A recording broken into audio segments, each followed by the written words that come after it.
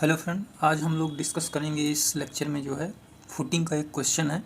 Footing के सारे concept मैंने पिछले वीडियो में बता दिया है आपको। उसी के बेस पर ये क्वेश्चन है, 10 नंबर के क्वेश्चन है, एक एग्जाम में पूछा जाता है। इसी के बेस पे आप 3-4 क्वेश्चन और प्रैक्टिस कर लेना, आपका काम हो जाएगा। 10 नंबर से और है, यहाँ से कन्फर्म है। ठीक है, तो ज़्यादा कुछ नहीं करना है। फुटिंग के जैसे स्टेप हमने बताया था उसी के आधार पर आपको सिर्फ सॉल्व करना है। सबसे पहले ये क्वेश्चन क्या कह रहा है, design a square footing to carry an axial load of 1500 kilo newton.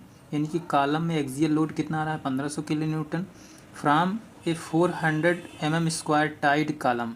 यानी कि कॉलम की जो साइज़ दे रखा है 400 mm स्क्वायर दे रखा है, 20 mm bar as main steel. The bearing capacity of the soil is 100 kilo newton per metre square. Bearing capacity दे रखा है सॉइल का। Consider base of footing 1.2 metre below the ground level. यानी कि GL से नीचे कितना ले जाना है, 1.2 मीटर। ठीक है, soil weight 20 kilo newton per metre square and M20 Fe 415 का यूज करना है आपको स्टील में। ठीक है, तो सबसे पहले हमें क्या क्या दिया है ये चीज़ लिख लेते हैं गिवन डेटा में। ठीक है, तो गिवन डेटा में हमारे पास जो मेन डेटा है पी मतलब एक्सियल लोड। तो पी की वैल्यू कितना दे रखा है, 1500, ये किलो न्यूटन में दे रखा है। ठीक है, इसके बाद हमें यूनिट वेट ऑफ सॉयल दे रखा है कितना, 20 kilo newton per metre cube, ये दे रखा है। ठीक है, 20 kilo newton per metre cube. अब क्या दे रखा है यहाँ पे, सॉइल की ये क्यूब है, ध्यान रखना इसको। तो ये हो गया गामा एस। और डेप्थ ऑफ फुटिंग कितना दे रखा है, डेप्थ ऑफ फुटिंग ये फ्रॉम जीएल पॉइंट से ये कितना देखो 1.2 मीटर दे रखा है। ठीक है, कॉलम का साइज देखो क्या दे रखा है,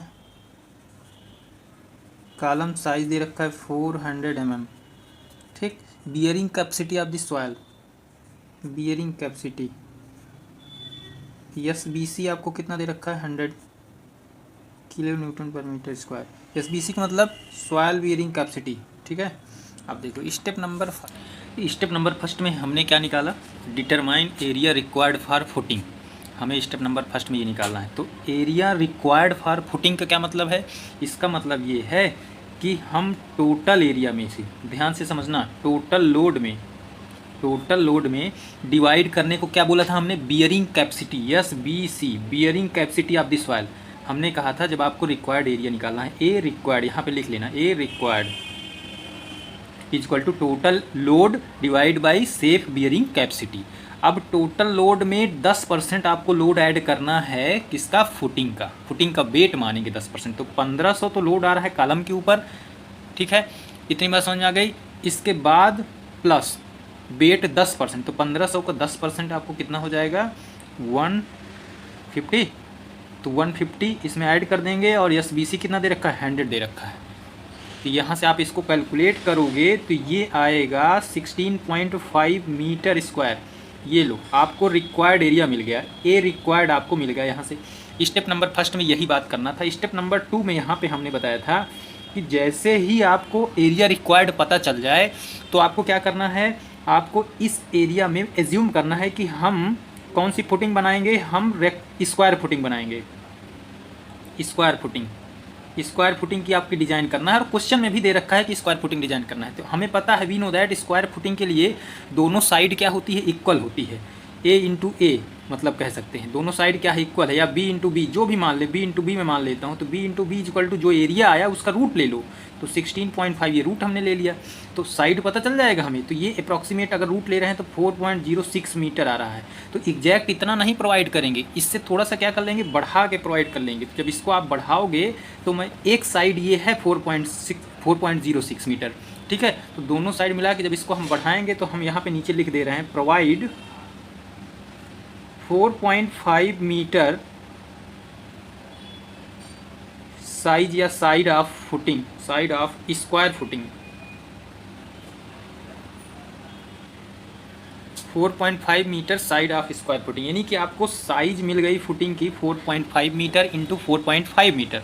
ठीक है, अब स्टेप नंबर 3 में चले जाओ आप।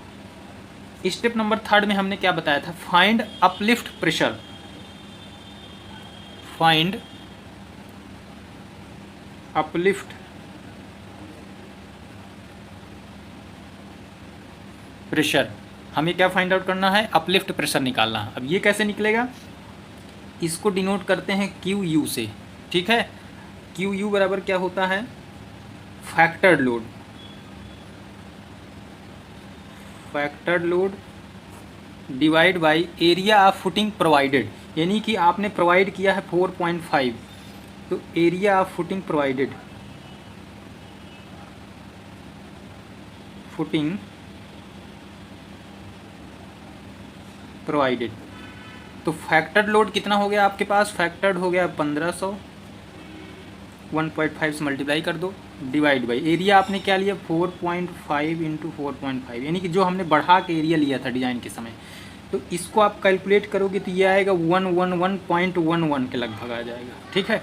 जब फैक्टर लोड नहीं लोगे तब डिवाइड करोगे तो ये 11 से थोड़ा सा कम आएगा, ठीक। तो ये जो वैल्यू है क्यू यू की, ये वैल्यू हमेशा कम होना चाहिए विदाउट फैक्टर वाले से, SBC से। तो विदाउट फैक्टर से जब यहाँ से 1.5 हटा दोगे तो ये 111 ना आके 74 के लगभग आएगा, तो 74 SBC से कम ही है, तो इसका मतलब है क्या है, आपका सेफ है कंडीशन, ठीक है। लेकिन हम एक्स्ट्रा क्यों ले रहे हैं, एक्स्ट्रा इसलिए ले रहे हैं भविष्य के लिए भी सेफ रहे हमारी कहानी, ठीक है। उम्मीद करता हूँ थोड़ा सा दिखाई नहीं पड़ रहा होगा यार, सॉरी इसके लिए। तो ये जो कैलकुलेशन है हमने कैलकुलेशन ही किया है, ठीक। तो क्यू यू की वैल्यू कितना आ गया, इतना आ गया, और SBC सेफ हो गया हमारा। SBC हालांकि 100 है, लेकिन क्यू यू हमने बता दिया ना, अगर ये 1.5 नहीं लोगे तो ये क्या हो जाएगा, 74 आ जाएगा, तो ऑलरेडी ये सेफ माना जाता है, ये हमने एक्स्ट्रा लिया है कैलकुलेशन के लिए, ठीक है। तो स्टेप नंबर 3 आप समझ गए। अब स्टेप नंबर 3 जैसे समझ गए तो हमने क्या बताया था आपको आगे कि calculation of bending moment, calculation of bending moment, ये आपको निकालना है। तो कैलकुलेशन ऑफ बेंडिंग मोमेंट निकालने के लिए आपको क्या करना पड़ेगा, सबसे पहले फिगर बनाना पड़ेगा, ठीक है। तो ये था आपका फिगर जिसको आपको कैलकुलेट कर, इस फिगर में कैलकुलेट करना है क्या, बेंडिंग मोमेंट, ठीक है। तो वी नो दैट, हम जानते हैं कि हमें कौन सा चाहिए एरिया, हमें चाहिए एरिया आपका ये जो साइडेड पोर्शन है। तो MU निकालने के लिए हम आपको बताए थे कंडीशन कि साइडेड पोर्शन का एरिया पहले निकाल लो। तो साइडेड पोर्शन के एरिया में हम ये 4500 B और छोटा वाला जो कॉलम का एरिया है साइड है उसका A मान लेते हैं। तो डिवाइड बाई क्या था हमारे पास, 8 आया था कैलकुलेशन करते समय। याद करो पिछला जो लेक्चर पढ़ा होगा वही इस क्वेश्चन को देखे, अदरवाइज समझ में नहीं आएगा। और ये साइड और इंटू क्यू यू, तो सारा डाटा आपको पता है, इसमें केवल रखना है। देखो B कितना है 45, मैं सब मीटर में रख रहा हूँ, ठीक है। तो 4.5 हो गया, मीटर में इसलिए छोटा हो जाएगा, कैलकुलेशन करने में आसान होगा। 0.4 इसका स्क्वायर कर दो आप, divide by 8, 4.5 into Q U की वैल्यू कितना आया था 111.11, इसको आप कैलकुलेट करोगे तो ये आएगा 1050.62 किलो न्यूटन पर मीटर, ठीक है। MU की वैल्यू आपको मिल गई। अब MU की मदद से MU हम जानते हैं कि वी नो दैट 138 FCK/BD²। ये फार्मूला क्यों, क्योंकि ये भी 415 ग्रेड की स्टील का यूज किया गया है, इसलिए इस फार्मूले से हम क्या निकाल लेंगे, हम D निकाल लेंगे। तो हमें पता है कि D = अंडर रूट ऑफ क्या ले लो, यहाँ पे ले लो MU की वैल्यू ले लो, डिवाइड बाई B की वैल्यू यहाँ पे 4500 रख दो, या FCK की वैल्यू रख दो। इसको आप कैलकुलेट करोगे तो यह आएगा 290.85, यानी कि बेंडिंग मोमेंट में आपको डेप्थ की कितनी रिक्वायरमेंट होगी, 290 होगी अप्रॉक्सीमेट। इसको 300 रख सकते हैं, ठीक है। अब ये तो एक कैलकुलेशन हो गया। अब दूसरा कैलकुलेशन आपको करना है वन वे शियर के लिए। यहाँ पे लिखना depth of footing for one way shear. One way shear में हमने क्या बताया था, इसको VU से डिनोट करते हैं, इसका फार्मूला क्या बताया था। वन वे शियर में इसी फिगर में बता देता हूँ, आप फिगर भी बना सकते हो। यहाँ पे फिगर अलग से बना दोगे हर चीज़ में तो क्या होगा, अच्छा रहेगा। यहाँ से D डिस्टेंस पर हमें लेना है, तो D डिस्टेंस पर ये वाला एरिया, इसका एरिया इंटू CG वही करना है। तो B - A डिवाइड बाई 2 और D डिस्टेंस पर है, तो ये लो D डिस्टेंस हमने ले लिया और QU ले लिया, ठीक है। तो ये फार्मूला बन गया था। सारे फार्मूले कहाँ से आए थे हमने बताया था आपको। तो 4.5 - 0.4 divide by 2 minus D into 4.5 into 111.11, ठीक है, ये अप्रॉक्सीमेट। तो BU की वैल्यू यहाँ से आ जाएगी D के टर्म में 2.05 माइनस D मल्टीप्लाइड बाई 500। ये D के टर्म में आ गई क्योंकि हमें D यहाँ पे नहीं पता है। अब हम एज्यूम करेंगे, हमने बताया था कि स्टील जो है 0.12% लेंगे मिनिमम, तो हम यहाँ पे 0.2% ले रहे हैं, एज्यूम कर ले रहे हैं स्टील प्रोवाइड, ठीक है। तो परसेंटेज आप स्टील यानी कि पी की वैल्यू आपने एज्यूम कर लिया। तो पी की वैल्यू क्यों एज्यूम कर रहे हैं, क्योंकि हमें टाउ सी निकालना है। जब पी पता होता है तभी टाउ सी निकाल सकते हैं ग्रेड के आधार पर।